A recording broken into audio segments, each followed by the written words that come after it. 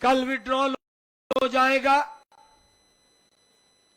मात्र हमारे पास 16 दिन शेष बचेंगे। इतने लंबे समय से लगातार आप लोगों के बीच में जाकर के उनको नरेंद्र मोदी जी और डबल इंजन सरकार की नीतियों को बता रहे हैं। मैं कल का सिरसा लोकसभा में हूं।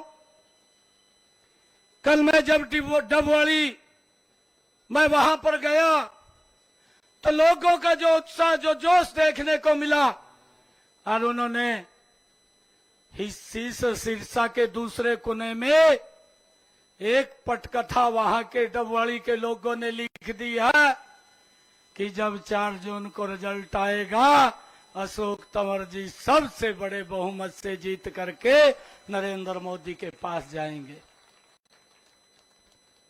भाइयों, जब लोग बात करते हैं मोदी की, कांग्रेस का पेट खराब हो जाता है, दिक्कत आती है कांग्रेस को। गरीब व्यक्ति क्यों बात कर रहा है मोदी की? भाइयों, उनको दिक्कत खड़ी हो जाती है, और फिर जब दिक्कत खड़ी होती है तो आनन फानन में झूठ बोलना शुरू कर देते हैं।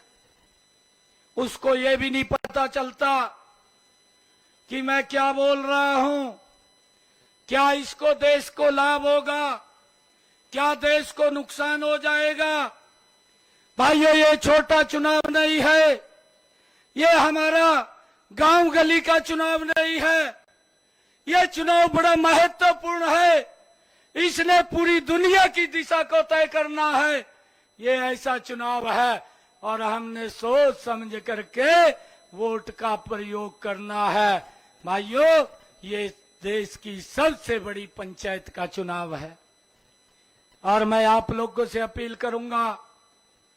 आप लोगों ने तो अपनी आंखों से देखा है पिछले 10 वर्षों में, भाइयों, जो दुनिया का सबसे शक्तिशाली राष्ट्र ये बात बोलता था कि मेरे से शक्तिशाली कोई भी पावरफुल नहीं है। भाइयों, ये आपकी वोट का कमाल हमने देखा है कि उस राष्ट्र अध्यक्ष भी वहां के देश का मेरे प्रधानमंत्री को, जो मैंने कमल का बटन दबा करके इस देश का प्रधान सेवक बनाया, वो मेरा प्रधानमंत्री कुर्सी के ऊपर बैठा है और वो शक्तिशाली राष्ट्र अध्यक्ष का राष्ट्र अध्यक्ष उठ करके मेरे प्रधानमंत्री को ऑटोग्राफ के लिए बोलता है। भाइयों, ये ताकत आपके वोट की है और ये कांग्रेस को समझ में नहीं आ रहा कि ये क्या हो रहा है। अरे समझ में कैसे आएगा?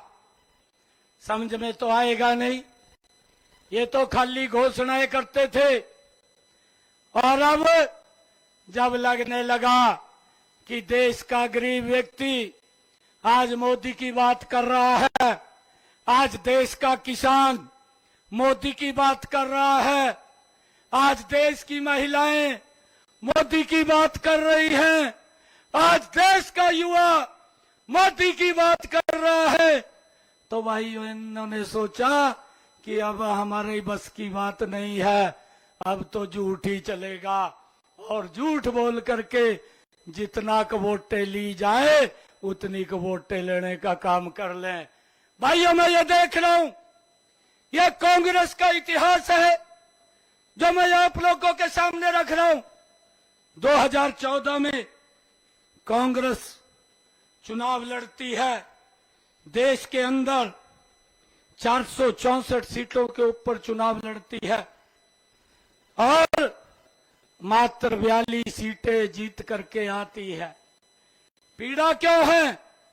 देश के अंदर घोटाले किए हैं, देश के अंदर भ्रष्टाचार किया है, देश के लोगों को लाइन में खड़ा किया है। अरे देश के लोगों को प्रताड़ित करने का काम अगर लंबे समय तक किसी ने किया, ये कांग्रेस इसकी जिम्मेवार है। भाइयों, 2014 में ये 464 सीटों पर चुनाव लड़ते हैं और 2019 के अंदर इनका दम नहीं पड़ता। इनके पास जमीन तले से खिसक जाती है और ये 421 सीटों पर चुनाव लड़ते हैं 2019 के अंदर। और भाइयों, जब 2024 आता है तो वही कांग्रेस भाइयों हिम्मत नहीं कर पा रही कैंडिडेट खड़े करने की। मात्र 272 सीटों पर सिमट करके 2024 के अंदर भाइयों कैंडिडेट प्रत्याशी खड़े किए हैं। कोई खड़ा होने के लिए तैयार नहीं है। जिसको टिकट देते हैं टिकट तो ले लेता है, दबाव में ले लेता है, और जब जमीन के ऊपर जाता है तो देखता है जमीन खाली है, जमीन पे कुछ भी नहीं है।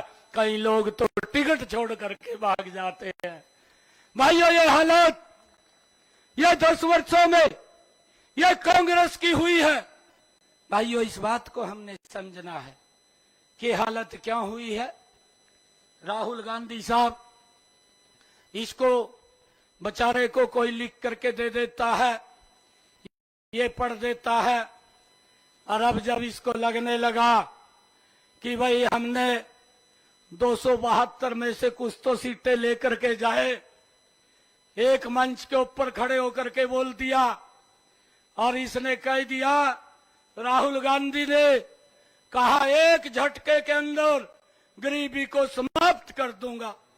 भाई, तेरे पास कौन साला दिन का चिराग है कि तय उसको रगड़ देगा और रगड़ करके तय गरीबी को समाप्त कर देगा।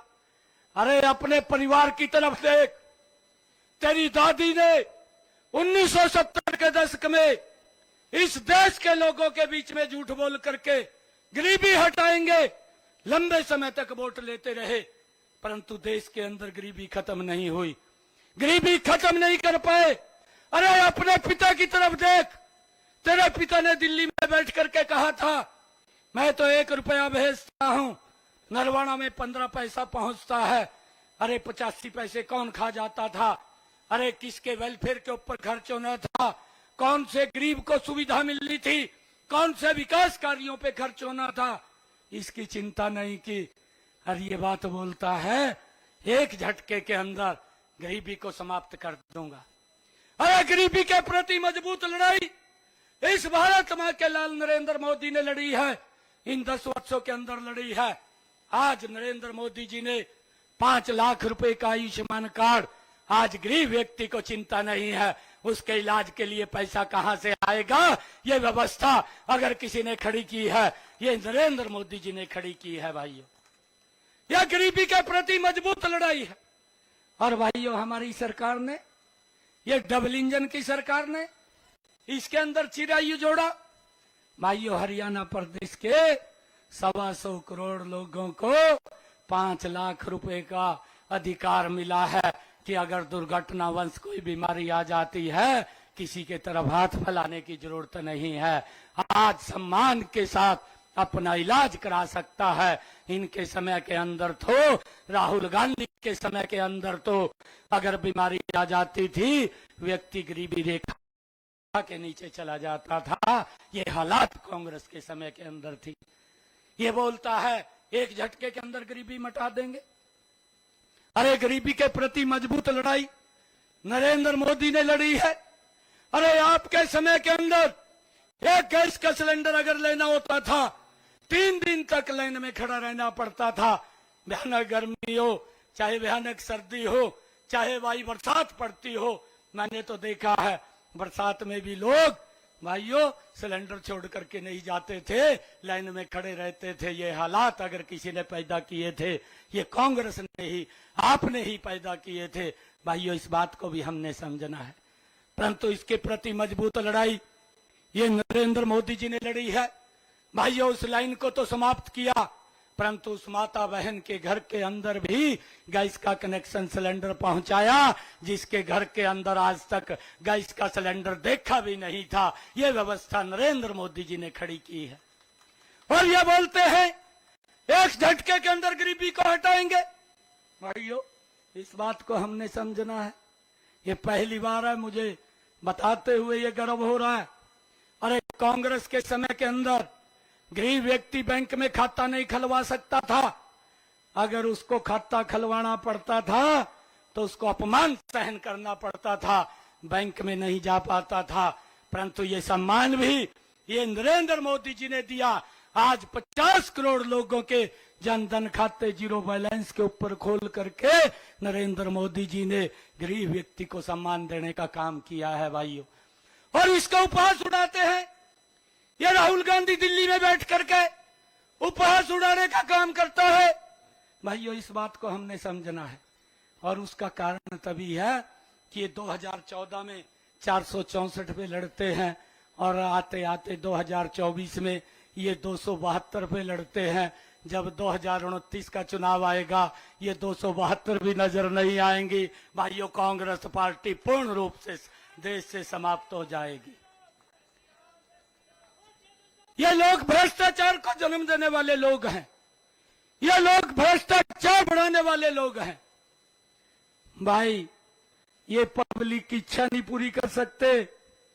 इनको तो कहीं परिवार को मजबूत करना हो या अपने आप को मजबूत करना हो, उस व्यक्ति की तो इच्छा पूरी कर दें। ये बाकी पब्लिक की इच्छा पूरी नहीं कर सकते। ये इनके डीएनए के अंदर है भाइयों। पब्लिक को तो लाइन में खड़ा करके रखते हैं। और भाइयों, ये इंडी गठबंधन इकट्ठा हुआ है, आप लोगों के सामने है। ये कोई वैसे इकट्ठा नहीं हुआ कि इनको इस देश के विकास की चिंता है, इनको इस देश के गरीब की चिंता है, इसके लिए इकट्ठा नहीं हुआ। नरेंद्र मोदी जी वोट मांगते हैं कि मैंने इस देश को बचाना है, और इंडी गठबंधन के लोग वोट मांगते हैं हमने परिवार को बचाना है, हमने भ्रष्टाचारियों को बचाना है, इसके लिए वोट मांगते हैं। इस बात को भी हमने समझना है भाइयों। ये किस प्रकार का भाइयों इंडी गठबंधन है जो मंच के ऊपर खड़े होकर के बोलते थे कि अगर सोनिया गांधी की जांच करा दे ईडी तो ये तिहाड़ जेल के अंदर चली जाएगी। जो लोग एक दूसरे को पानी पी पी करके गाली देते थे आज गले मिल गए हैं। अरे गले क्यों मिले हैं? इन्होंने भ्रष्टाचारियों को बचाना है, भ्रष्टाचारियों को बचाने के लिए गले मिले हैं। इसका भी हमने समझना होगा और निर्णय भी हमने करना होगा कि अगर ये देश सुरक्षित है, एक ही व्यक्ति के हाथ में सुरक्षित है और उसका नाम है नरेंद्र मोदी। भाइयों, ये मोदी की गारंटी है कि देश को एक नई दिशा देना, देश को विकास में आगे बढ़ाना। भाइयों, मुझे बताते हुए ये बड़ा गर्व हो रहा है कि देश की समस्याओं का समाधान किया। कितने लंबे समय से धारा 370 को लेकर के एजिटेशन करते रहे। अरे ये लोगों को पूछना चाहिए 2014 से पहले जब इनकी सरकार थी, अरे हमारा बेटा भाई जो बॉर्डर के ऊपर हमारी रक्षा सुरक्षा के लिए दिन रात खड़ा रहता था, भाइयों उसके ऊपर पत्थरबाजी होती थी, परंतु सरकार देखती रहती थी। सरकार बोलती थी कि ये कुछ युवा रास्ता भटक गए हैं। आतंकवादी आते थे, बॉर्डर पार से गोली चला करके चले जाते थे, बम गिरा करके चले जाते थे। सरकार बोलती रहती थी, आतंकवादियों ने घटना को अंजाम दे दिया। परंतु मैं आप सबको प्रणाम करता हूं, 2014 में ऐसा व्यक्तित्व आप लोगों ने कमल के बटन से चुना। आज वो पत्थरबाजी भी दिखाई नहीं देती, आज वो पत्थरबाज भी दिखाई नहीं देते। भाइयों, एकदम सुरक्षा का वातावरण बनाने का काम ये नरेंद्र मोदी जी ने किया है। भाइयों, अगर हमारा जवान आतंकवाद को रोकने के लिए एक गोली चलाता था, उसको हिसाब देना पड़ता था। ये कांग्रेस के समय की बात है कि गोली कैसे चलाई है। अगर वो हिसाब नहीं देता था, उसका कोर्ट मार्शल कर दिया जाता था, कोर्ट मार्शल करके उसको जेल में डाल दिया जाता था। और जब नरेंद्र मोदी जी आए, उन्होंने हमारे जवानों को, सेना के जवानों को खुली छुट्टी दी और कहा कि अगर एक गोली आती है तो 100 गोली चलाइए, आपको कोई पूछने वाला नहीं है। और उसका परिणाम ये निकला कि आज ये मजबूत भारत, सुरक्षित भारत भाइयों देश को मिला है। आज कोई घटना को अंजाम नहीं है। और ये लोग आज भी, ये दुर्भाग्यपूर्ण है, भाइयों, इनके समर्थन के अंदर पाकिस्तान का विदेश मंत्री ट्वीट करता है कांग्रेस के वोट के लिए। भाइयों, ये दुर्भाग्यपूर्ण है। और एक जो जम्मू कश्मीर का अलगाववादी का नेता, जिसने कश्मीरी पंडितों के ऊपर अत्याचार किया, जिसने कश्मीर से कश्मीरी पंडितों को बाहर निकालने का काम किया, पाकिस्तान की शय के ऊपर यासीन मलिक, वो कांग्रेस के समर्थन के पर्चे दिल्ली के अंदर लगाता है और बोलता है कांग्रेस को वोट दें। अरे कैसे आप लोगों को ये देश सौंप दें? भाइयों, आप तो इस देश को किस दिशा के अंदर ले जाना चाह रहे हैं, ये देश इस बात की चिंता कर रहा है। भाइयों, आज देश ने एक ही निर्णय लिया है। एक निर्णय ये लिया है, अब की बार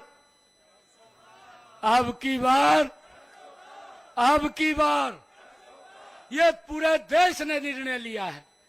और भाइयों, नरवणा की सरदारी बैठी है, यह संकल्प लेकर के जाना है। पिछले बार 55,000 का मार्जिन आप लोगों का था, अब की बार कितना है? 6 लाख। अरे भाई, ये हमारे युवा साथी 6 लाख कह रहे हैं। कल मैंने डबवाली में पूछा, मेरे ख्याल से 8-10 हजार लोग थे। 8-10 हजार लोगों के अंदर जब मैंने पूछा कि अशोक तंवर को कितनी वोटों से जिताएंगे, जो आपने कहा ये सेम शब्द उनका था, ये कोना इधर है, वो कोना दूसरा है, वहां पर भी 6 लाख की बात है, यहां पर भी 6 लाख की बात है। भाइयों, कांग्रेस कहीं दिखाई नहीं दे रही है, आज कमल का फूल ही दिखाई दे रहा है। हम ये संकल्प लेकर के जाएंगे, एक एक वोट हमने भाइयों कमल के बटन के ऊपर दबाना है। एक एक हमने कमल के बटन के ऊपर वोट दबवाने हैं। मैं अभी प्रधानमंत्री जी को मिला था कुछ रोज पहले। प्रधानमंत्री जी एक बात कहने लगे। प्रधानमंत्री जी कहने लगे कि हवा तो बहुत चल रही है, अगर हवा बहुत चले बाहर, ट्यूब में हवा भरनी पड़ जाए, क्या ट्यूब में हवा भर जाएगी?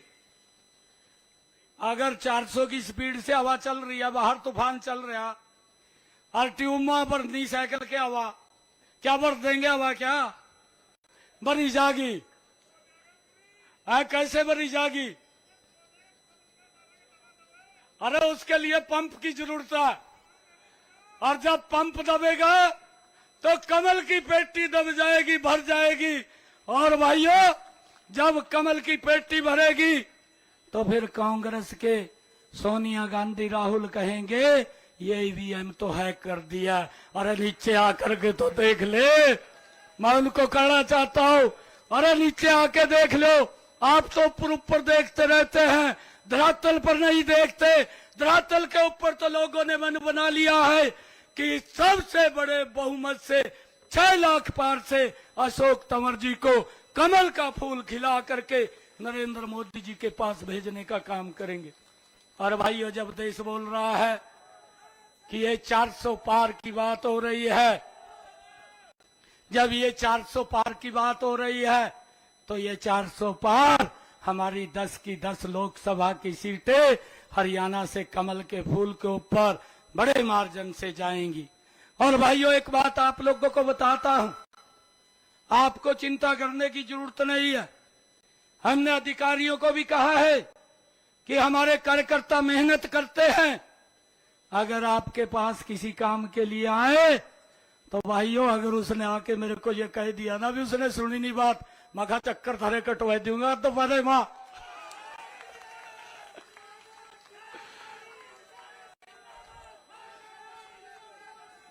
भाइयों, मजबूती से काम करिए, आप इसकी चिंता मत करिए। मैं 24 घंटे आप लोगों के साथ खड़ा हूं। आप कभी भी भाइयों चंडीगढ़ आ सकते हैं, मिल सकते हैं। मैंने उनको कहा है कि हमारा कार्यकर्ता स्वाभिमानी कार्यकर्ता है, वो गलत काम नहीं करवाता। अगर किसी का काम लेकर के आता है तो उसको करने की जिम्मेवारी आपकी है, ये हमने स्पष्ट रूप से कहा है। और भाइयों, ये हमारे पास 15-16 दिन है, आप मजबूती से एक एक घर के अंदर जाना है। अभी बराला जी ने रात ड्यूटी लगाई है, मेरी भी ड्यूटी लगाई है कि आपने भी 11 और 12 तारीख को एक एक बूथ के ऊपर, हर बूथ हर घर, एक एक घर के अंदर जाना है। ये संकल्प लेकर के भी जाएंगे और बराला जी को विश्वास दिलाएंगे कि 11-12 तारीख को एक भी घर ऐसा नहीं बचेगा जिसमें मोदी की राम राम न चली जाए। हर